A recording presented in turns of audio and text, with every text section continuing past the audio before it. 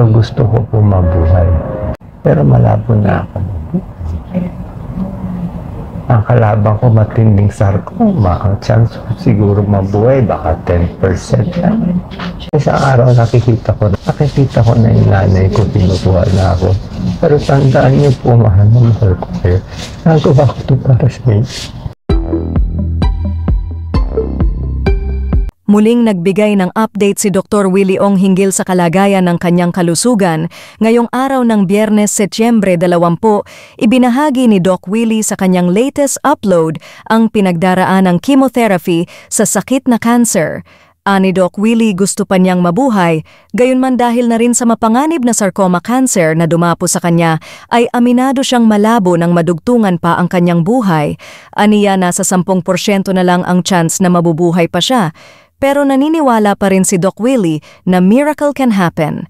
At kapag nabigyan pa siya ng pagkakataon, nais daw ni Doc Willie na dalhin ang mga teknolohiya ng Singapore sa larangan ng medisina at ang paraan nila sa pagpapagaling ng mga may sakit dito sa ating bansa nang lalo pang makatulong sa mga kababayang Pilipino. Muling humingi si Doc Willie na tulungan siyang ipagdasal na madugtungan pa ang kanyang buhay ng lahat ng mga nagmamahal sa kanya. Nagbigay rin siya ng lakas ng loob sa may katulad niyang may matinding pinagdaraanan sa buhay. Samahan mo lang ng pananampalataya ang lahat ng inaasam mo dahil kapag may hiningi ka sa Panginoon, umasa kang mapapasa iyo iyon. May the light of God surround you. May the power of God protect you. May the presence of God watch over you. Magandang araw po, kaibigan. Doc Willie po to. Kwento ko lang po sa inyo nangyari ngayon sa akin. Anong araw na ngayon? September 11, Wednesday. September 11, 9 p.m. Kaninang umaga, nabigyan po ako ng isa pang chemotherapy. Ang pangalan po niya ay Avastin. Maganda po siya. At trabaho po niya ay pinapaliit niya yung blood supply ng cancer. Yung 16 cm sarcoma na nasa tiyan ko. So parang ginugutom nila yung sarcoma. So ang problema lang, may side effect yung gamot. Kanina, nagtae ako. Masakit ang ulo, tiis. Pero ang problema, yung fever. Umabot mga 38.5. Pero grabe po yung chills.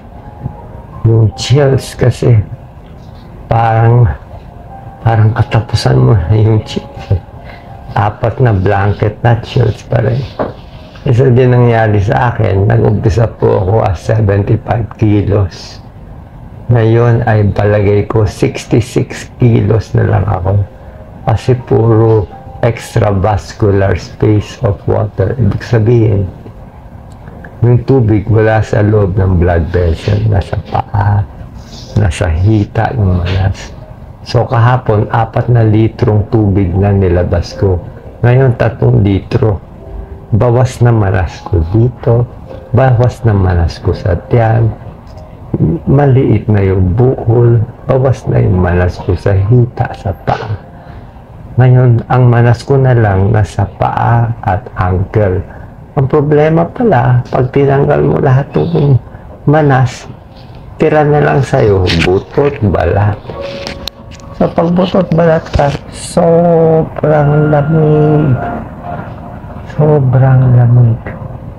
Bakit ko ginagawa ito? Gusto ko po mabuhay. Maswerte po ako.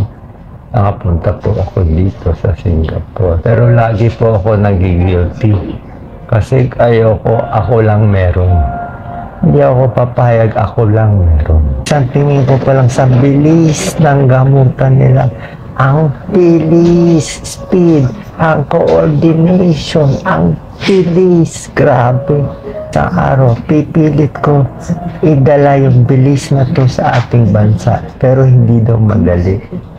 Hindi daw makukuha ng 1 taon, 5 taon, 10 taon. Aabutin daw tayo ng 50 taon, 50 years. Hindi ko bakit 50 years.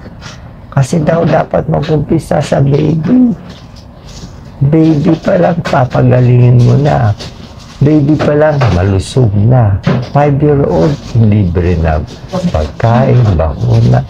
Grade school, high school, dapat lahat libre. College, lahat libre. Para pag libre lahat, makakakuha tayo sa palagay natin, 50 million nag-aaral na libre. Marami tayong genius. Tapos yung pinakamagaling sa 50 million natin na nag-aaral, papadala ng gobyerno libre. Libre sa Stanford, sa New York. Ibig sabihin yung mga genius nila, papadala dito, papadala doon, libre lahat. Pag libre na sa lahat, pagbalik dito, genius na sila. Ba't sila genius? Kasi nga, bata pa, kompleto nutrition, walang bulat eh. Magaling mag-aral, hindi bagsak sa math, hindi bagsak sa science, libre lahat. Yan ang ginawa ng Singapore. 50 years, kayo nagsasabi magsi-Singapore tayo. Kalokohan. Pwede tayo mag-Singapore, umpisa tayo sa zero. Start natin. Gusto mo ako mag-start. Pag nabuhay pa ako, i-start ko. Promise ko. Pero malabo na ako. Ang kalaban ko matinding sarcoma. Ang chance ko siguro mabuhay baka 10% lang. Pero promise ko, pag itong 16 cm buko lumiit, tulungan niyo ako. I know malabo naman yan. I know malaking chance mamamatay naman ako. Malay na, may iba gumaya sa akin, ma-inspired.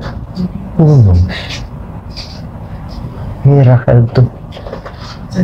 Pag gumaling ako, miracle to. Pagdasal niyo po ako para mabuhay. Pero kung ayaw niyo na, okay lang naman, alis na ako. May isang araw nakikita ko na yung nanay ko, pinukuha na ako. Pero tandaan niyo po, mahal na mahal ko kayo. Nagawa ko ito para sa inyo. Dito ako. Ano, akti? Ako na. Wala akong kasalanan ng isa. Dito ako nabuhay. Kaya ako dito nilagay. I choose to serve the Philippines. So hanggang mamatay ako. Malalaman ko kung may laban na ako baka December, January 2025. Di ba sabi Filipino were dying for? Di ba ang mamatay ng dahil sa'yo? I love you all. Thank you all. God bless you all.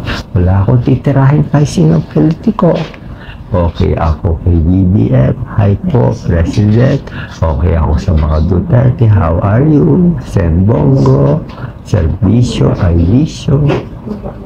Hi to Amy Marco. Hi to Bam Aquino. Hi to Chel Diokto. Wala akong kaawa. Please, let us unite. Let us unite. Please. Please, tama na ako. God bless you. I love you. Thank you. Sa bashers, no problem. Bash mo ako, tulungan kita. Bash mo ako, tulungan kita.